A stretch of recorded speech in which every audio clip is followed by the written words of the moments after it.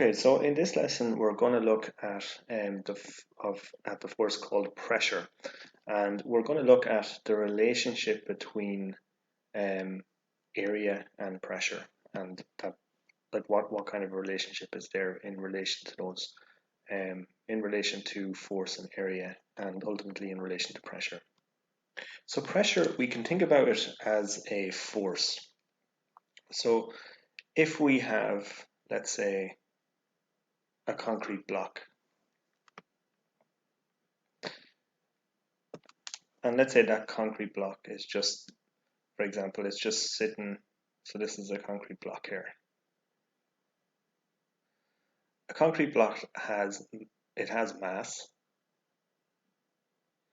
and it's also going to have weight.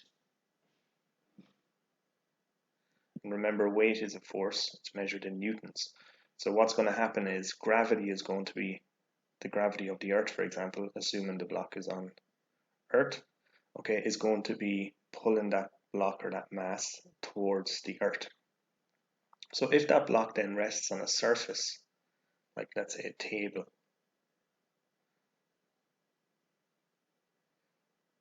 so you have a block that's on a table, what's going to happen is it's going to exert, so the gravity is still trying to pull it, if you like, through the table, but what's going to happen is it's going to exert pressure, for example, on this area here. So you're going to get pressure. So there's going to be pressure in around this area here. So where the block comes into contact with the table. So pressure, basically, it can be measured in many different ways. So if we think about pressure, so it has two aspects to it. So first of all, it has the force aspect. And as we know, force is measured in newtons. Okay, so force. And that force ultimately comes from its mass and its weight. Okay, so basically you have gravity that's trying to pull this mass of the block towards the Earth. And then you have like where that pressure is acting. So in this case, it's acting on an area. Okay, so you have, for example, an area where, so you have area. Okay, so you have force divided by area. And area, as we know, so there's lots of different ways to measure area. So we can measure it in centimeters squared. Okay, so remember area.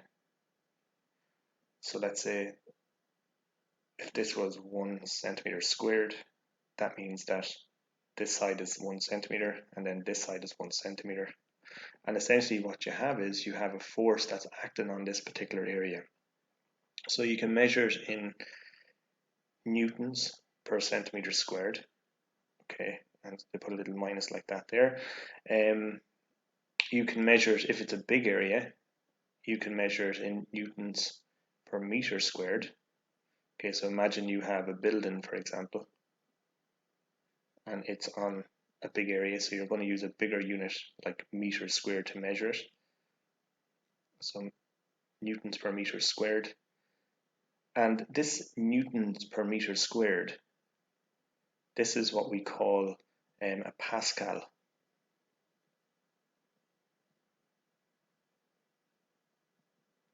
Okay, so a Pascal, so 1 Pascal is basically the force of 1 Newton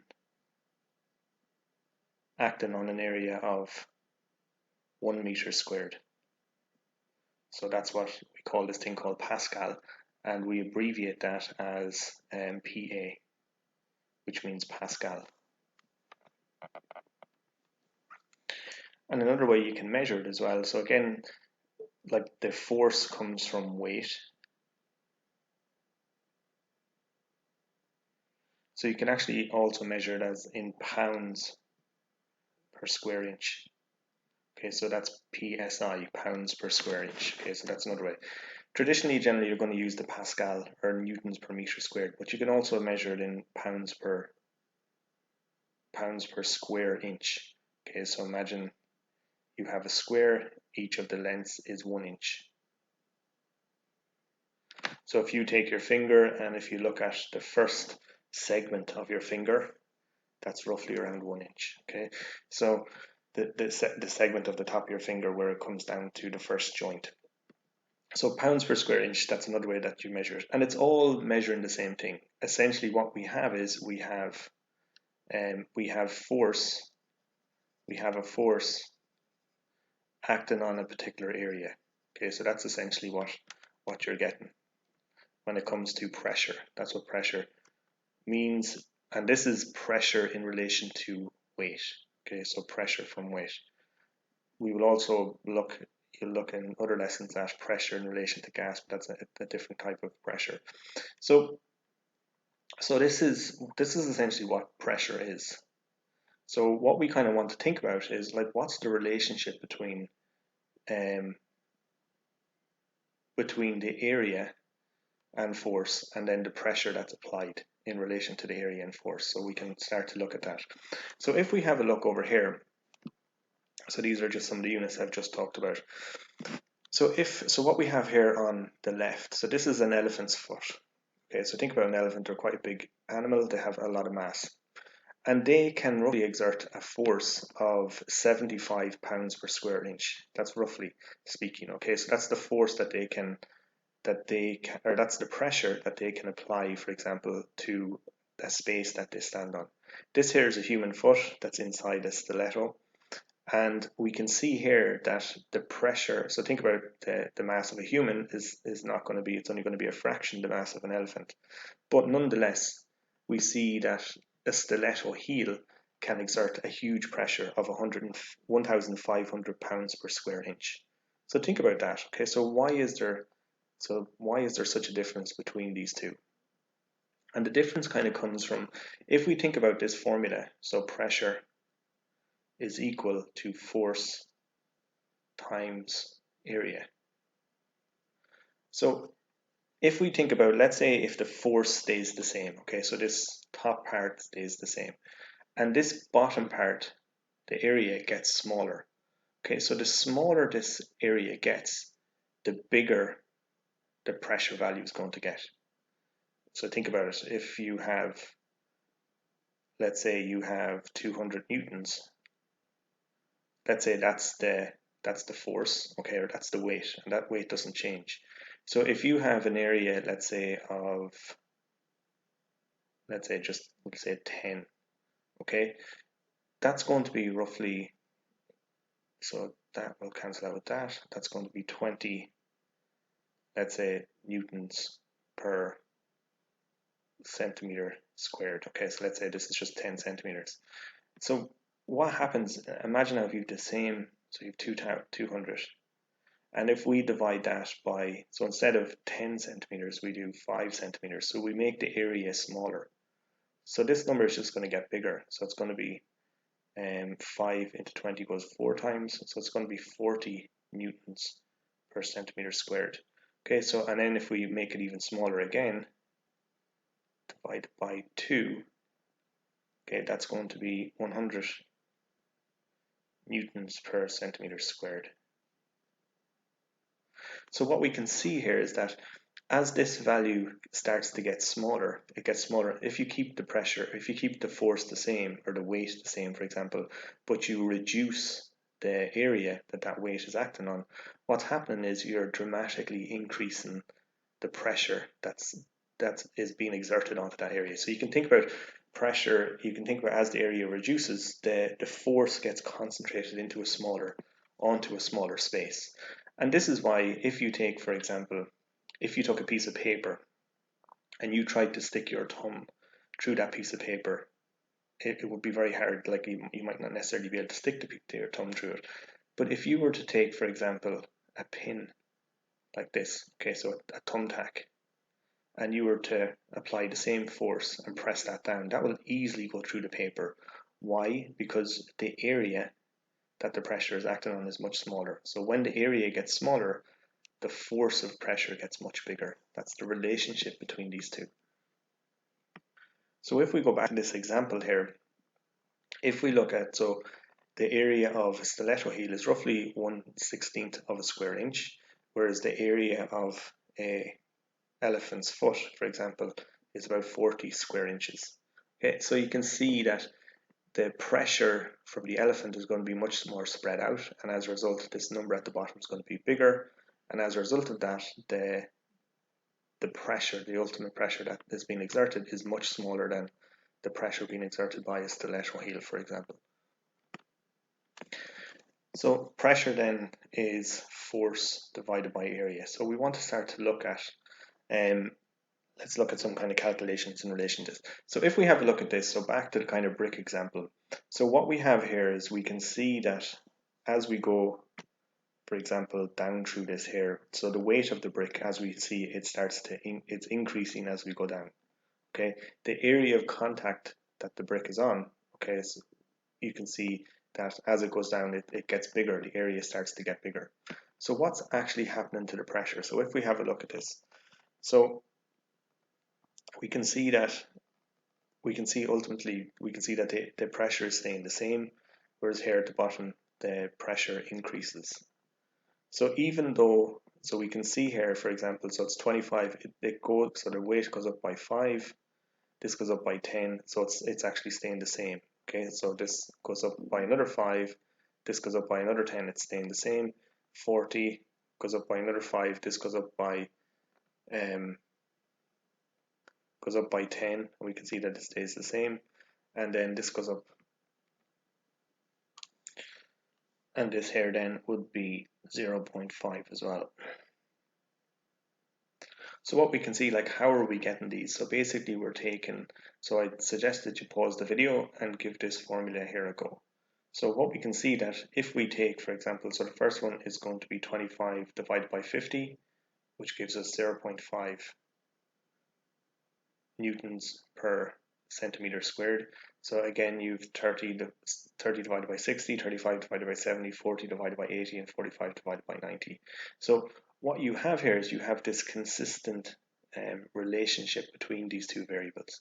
So the reason it's staying the same is because even though you are increasing the force from the brick, you're also increasing the area that that force is acting on. So as a result, these are kind of like they're leveling each other out, and you're getting the same pressure being associated there. So what we can say in relation to pressure in relation to area. So if we keep, let's say we keep the force the same. So we're keeping the force constant. And if we were to derive, let's say, so pressure,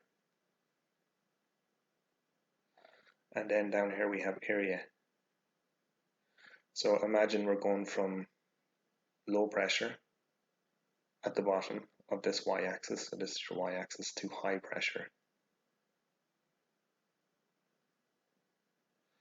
Then this is your x-axis, so you're going from small area, so small area, to a big area. So what would you expect to happen? So for example, so imagine the force is the same, so it's, let's say 200 newtons. So when you start, you're going to start off if you have 2000 newtons on a fairly small area, the pressure is going to be quite high. And then as you make the area bigger, what's going to happen is you're going to get this inverse relationship. So as the area starts to get bigger and bigger and bigger, what's happening is, so you're starting off, let's say, with a small area like this, so the pressure is very high. And then as the area starts to get bigger and bigger and bigger, you still have the same force, but when that force is acting on a much smaller area, the pressure is really big. Okay, whereas if that force is acting on a really wide, bigger area, the pressure, see the same 200 newtons, the pressure is going to be much smaller. Okay, because the pressure is spread out. So you have this inverse relationship between pressure, that's keeping the force the same. You get this inverse relationship between these variables. So let's look at this example here. So what we have here is for example, we have a gorilla, and we have a chimpanzee, and they're both standing on a sheet of ice. Okay, so what I want you to do is I want you to calculate and see which animal is going to exert the most pressure on the ice. Will it be the chimpanzee, who is 30 kgs and has an area, a foot span of 100 centimeters squared, or will it be the gorilla, who is 150 kgs, which is much bigger than the chimpanzee, and has a much bigger area? That pressure, that weight is on a bigger area, which is 1 meter squared. So what I would encourage you to do is to pause the video and try and work this out for both of them and see how you get on. Remember here, so this is the formula that you use to work out pressure, so it's force divided by area. And this is, so in order to use force, this is how we get force in newtons from mass. So for example, how to convert mass in kilograms into newtons, you have to multiply it by 10. So I'll encourage you just to pause the video and give this question a go. Okay, so let's give the question a go. So if we first focus on the gorilla, okay, so just put a G here. So what we want to do is so the pressure is going to be equal to the force divided by area. Okay, so what's that going to be equal to? It's going to be equal to 150 kg multiplied by 10. So remember, we use this formula to turn kgs into newtons. So it's going to be 150 kg multiplied by 10 divided by the area, which is 1 meter squared. And if we then set up the other one, so if we take so this is the gorilla, and let me just draw a line down here, and this is the chimpanzee. So the pressure is going to be equal to the force divided by the area, which is going to be equal to, so the force is going to be 30 kg multiplied by 10 divided by, now this is 100 centimeters squared, so we have to change that into meters. So for example, 100 centimeters is equal to 1.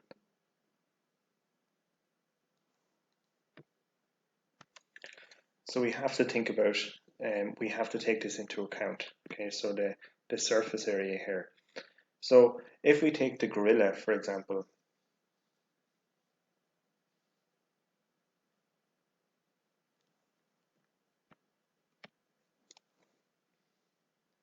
so the gorilla is on, so if we imagine this size here, so it's 1 meter squared. So that means that this length is 1 meter and this length is 1 meter.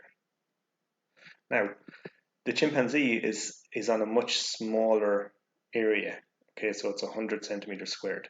So if we imagine 100 centimeters squared, so it's going to be something like this. So 100 centimeters squared. So therefore, this is going to be 10 centimeters, and this is going to be 10 centimeters. So 10 by 10 gives us 100 centimeters squared.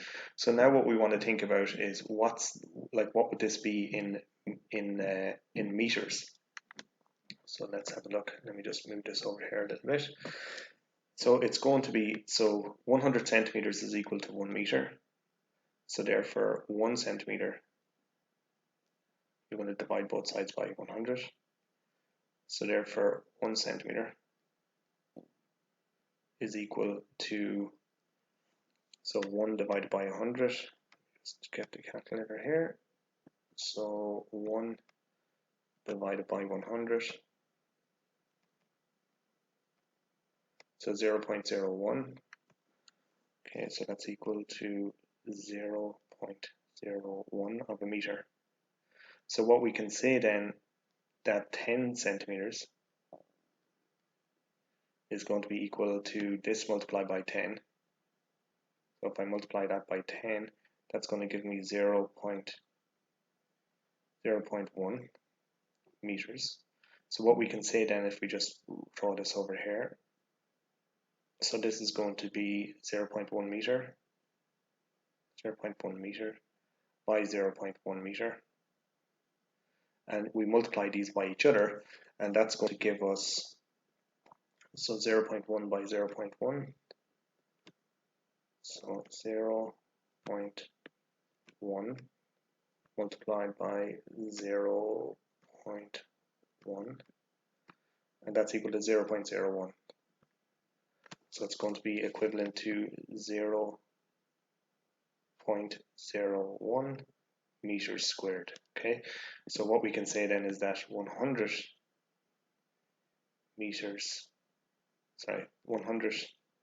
centimeters squared is equivalent to 0.01 meters squared.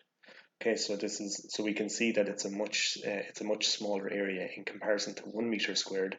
So this is what the gorilla is going to be lying on, and this is what the chimpanzee is going to be on. So it's 0.01 meters. Okay, so we can put that in here. So 0.01 meters. 0.01 meters squared. Okay, so then we can just do the calculation. So this is going to be equal to, so 150 multiplied by 10, that's going to be 1,500 over 1, so that's newtons, and then this is going to be meters squared. So this is going to be 1,500 newtons per meter squared. Okay, and that's 1,500 pascals. Okay, so if we remember, 1 pascal is 1 newton per meter squared. Now if we do the same calculation then for the chimpanzee, so let me just move this over here so we can see the image.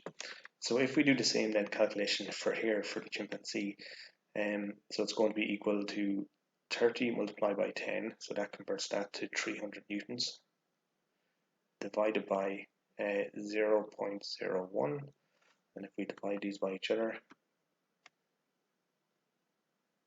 so 300 divided by 0.01, let me just do that again, so divided by 0.01, okay, and so that's equal to 30,000 newtons, so 30,000 newtons per, so 30,000, so that's going to be equal to 30,000 newtons per meter squared, or what's known as pascals.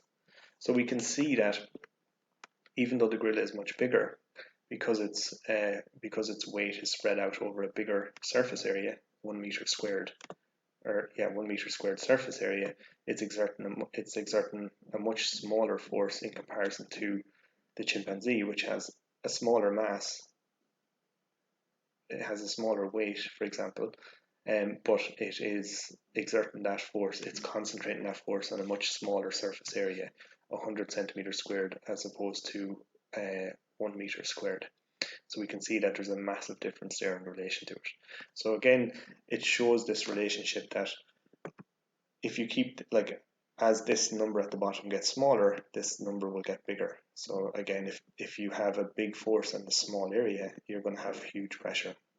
But if you have the same force but a much bigger area, this number is going to be much smaller as well. Okay, so that is pressure and how to calculate pressure.